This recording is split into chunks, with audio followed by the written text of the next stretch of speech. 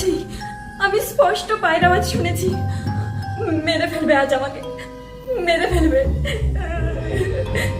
কে কে আছো ঘরে?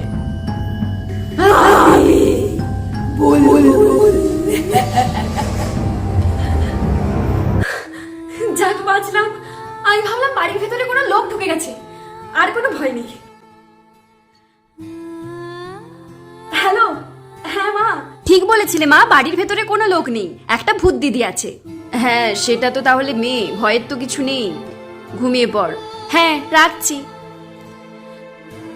পৃথিবীর অবস্থা এত খারাপ।